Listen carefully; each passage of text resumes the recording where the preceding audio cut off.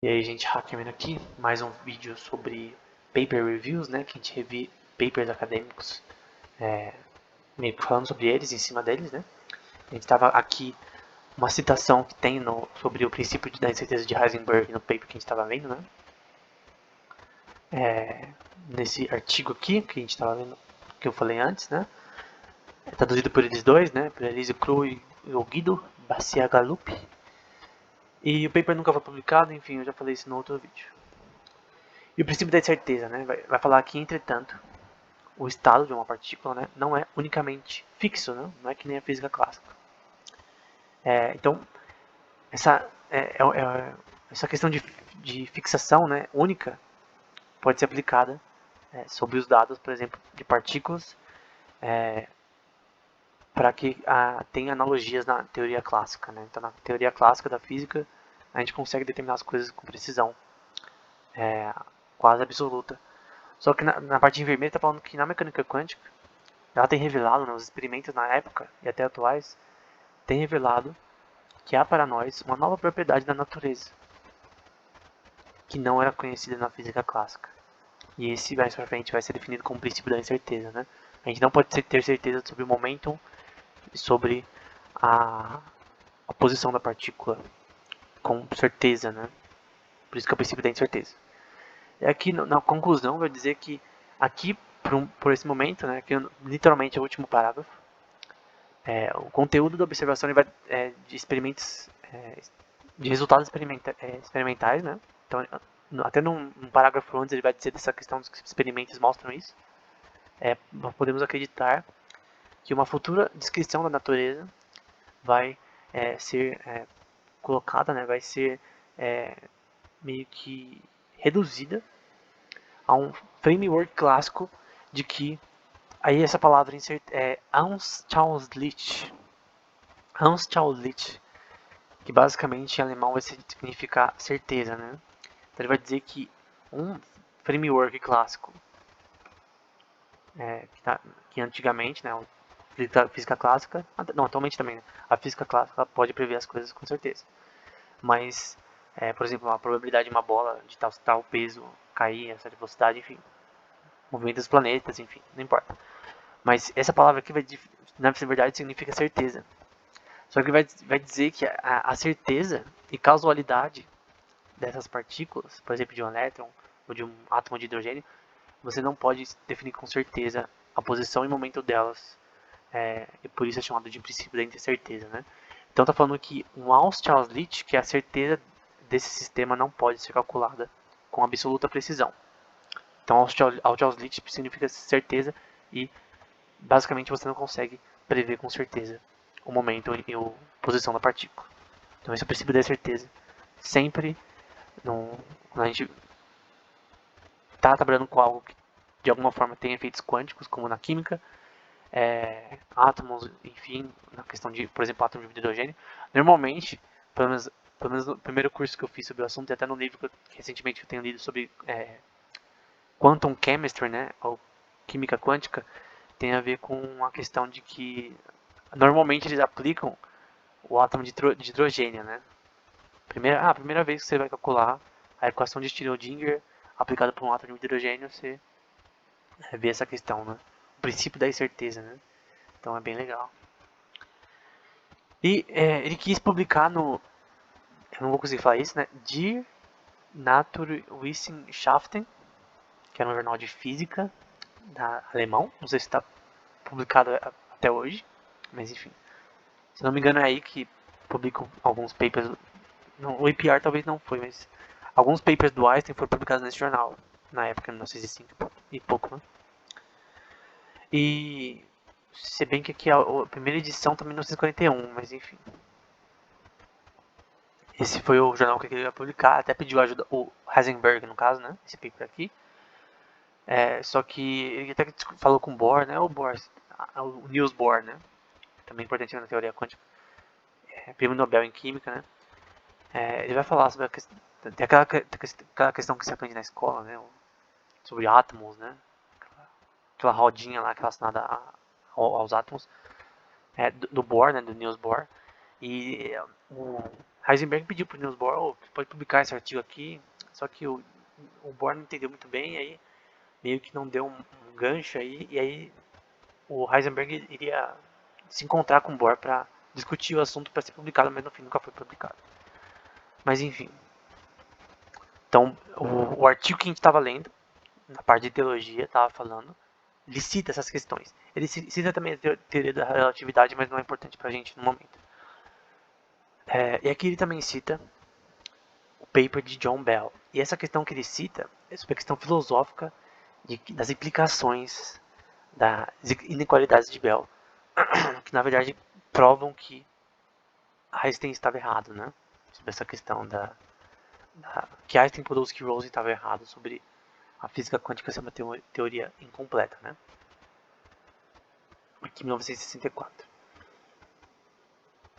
E basicamente esse paper é muito importante porque ele vai dar a base para o experimento de Clauser, Horn e Shimoni e Holt da Columbia University, Boston University, o Michael e o Abner, e o Holt da Harvard University, né? O Shimoni, que também é do departamento de filosofia e física, né? Enfim, estranho. E aqui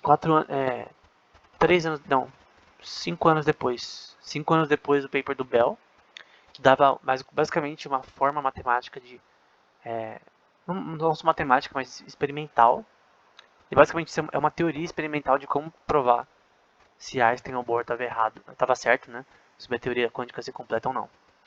E acaba que, através desse experimento, tá aqui escrito, né?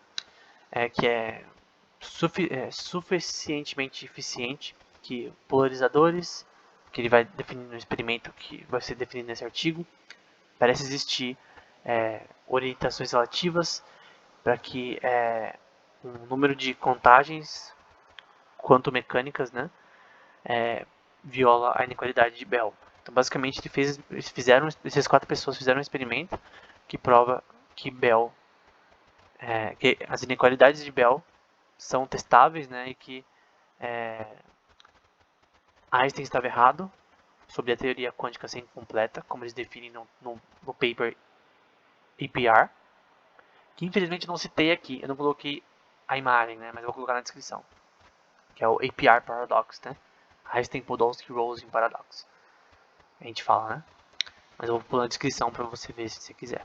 Até já falei sobre esse paper várias vezes no canal, em alguns vídeos soltos aí, até um vídeo recente também, mas enfim, basicamente o que esse paper prova é que a teoria quântica que Bohr, Heisenberg diz essa questão da teoria do princípio da incerteza estava corretas, né? E da questão de Bohr, dessa questão de que você medir o sistema é o que muda o estado das partículas ligadas na teoria quântica, né?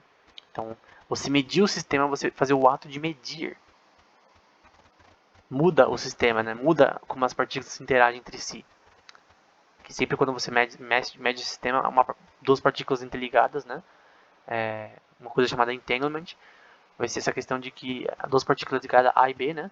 Sempre quando uma der resultado para cima, né? O spin do elétron der para cima, a outra vai dar deitado, né? Tipo horizontal e vertical. Sempre vai ser ortogonal, né? Sempre vai ser o contrário. Isso era estranho, né? Por que isso acontece? Porque sempre é o contrário. E Bohr vai falar que o ato de medir o sistema faz a partícula mudar, sem questões de distância, né? Então, porque uma partícula está na Terra ou está na Lua e você consegue meio que mandar informação de uma para outra para mudar o estado da partícula quase instantaneamente, embora não na velocidade da luz, que é uma coisa também que o artigo da teologia lá cita. Enfim, só que qual é o problema? Aqui eu citei somente as coisas que ele cita relacionadas à história, da física quântica e tal, que é importante que eu quis citar como propriedade. Só que qual é o problema que o Ernest C. Lucas, que é um pastor aqui, batista, vai dizer sobre essa questão. Então, aqui é uma parte que ele está comentando sobre alguns temas que ele cita relacionado à filosofia relacionada à física quântica e à parte mística, né, da física quântica que algumas pessoas levantam, né, e que tem implicações filosóficas, né. E de cosmovisão também do mundo. Vai falar que, de novo, tem essa questão de um tipo de interação entre a consciência e matéria, na parte da física quântica, né? Também da mesma forma que a parte de parte mística ocidental fala sobre. Né? Então tem essa questão de algumas pessoas, quando analisam a teoria quântica, inferem que tem o universo tem um certo tipo de consciência, né? Que desde o Big Bang o universo tem um tipo de consciência que é definido pelas leis físicas que o universo contém, incluindo a teoria quântica, né? Dessa questão de junção de consciência e física, né? Consciência que é uma teoria em si neurocientífica, mas não é provável ainda. Ninguém tem uma teoria da consciência correta. Seja a teoria de Roger Penrose e Stuart Hameroff, ORCR Theory, que diz que tem efeitos quânticos na nossa mente que produzem a consciência, em algo chamado microtubos, mas mesmo que ficam nos dendritos dos neurônios, né? Outras teorias, como a de Christopher Koch, que é uma teoria antagonista deles, né? Do Koch e Crick, que é um paper que a gente já viu no canal relacionado à teoria da integração da informação, tem a ver um pouco sobre essa questão de que o cérebro é só um computador muito eficiente. Então, tem essa questão de como que a consciência acontece, né? Como que a consciência funciona. Então, ninguém atualmente consegue definir a consciência, como ela acontece no cérebro de forma científica acurada, né? Seja a teoria da integração da informação, o ORCR Theory, ou outras teorias também, não descrevem como a consciência funciona. Mas tem essa questão que as pessoas juntam consciência com física quântica e misturam com um monte de coisa e que faz que tem meio que uma holografia, que meio que você pensa tem uma produção desde o Big Bang, entre aspas, enfim, é uma coisa maluca. Eu, particularmente, como criacionista, eu tenho o meu direito de não acreditar no Big Bang, né? Então eu não acredito no Big Bang.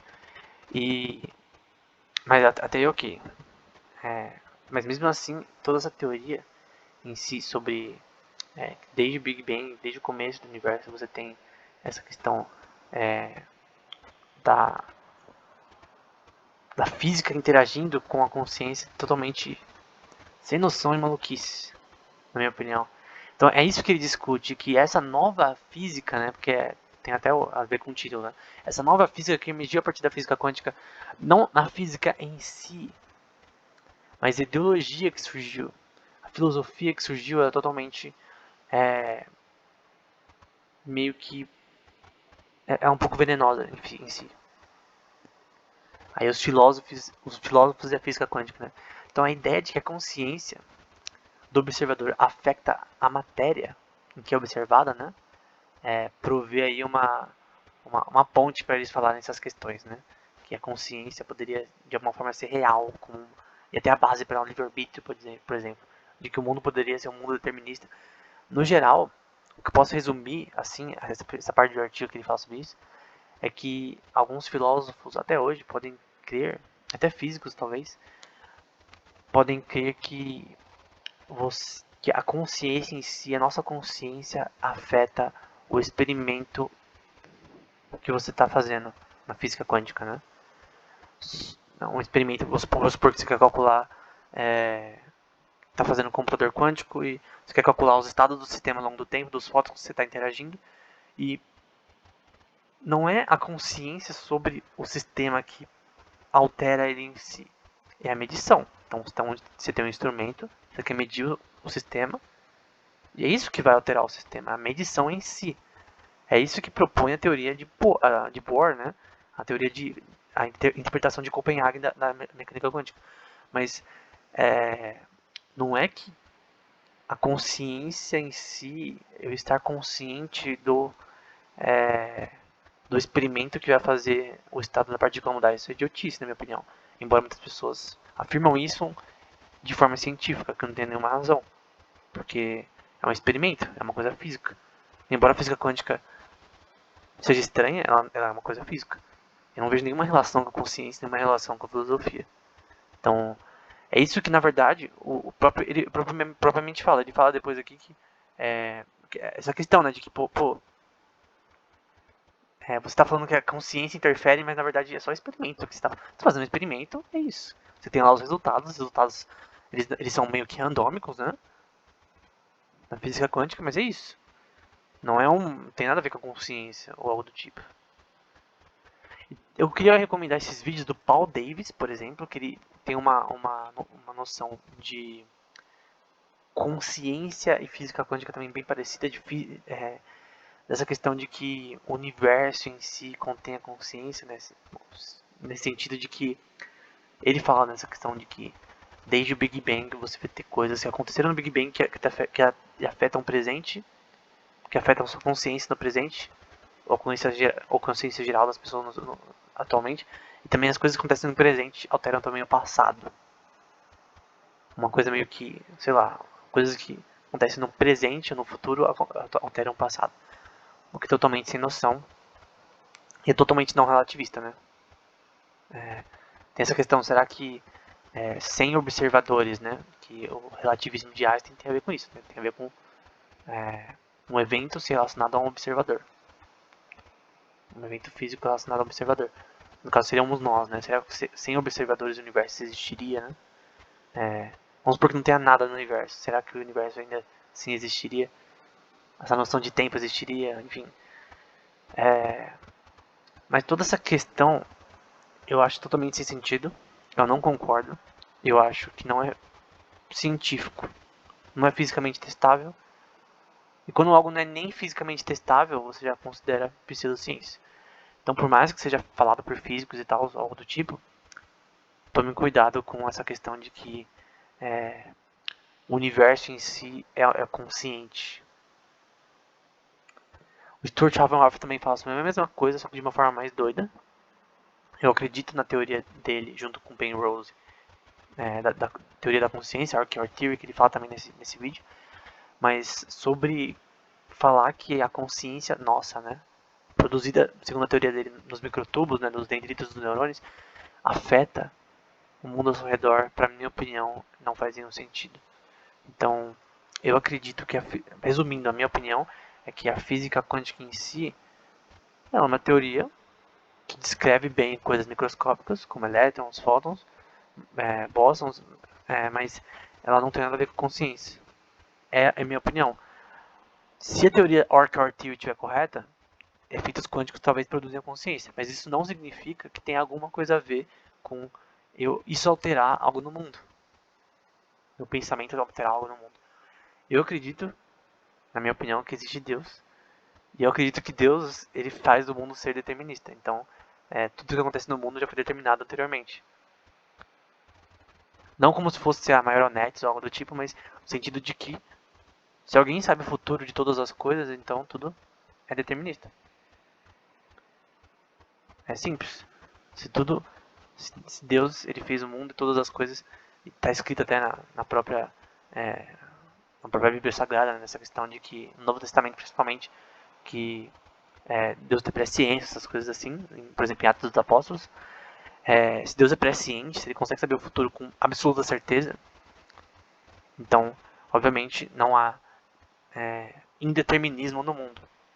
Então, eu não creio que a teoria quântica, para um criacionista, muda a opinião do mundo ser determinista.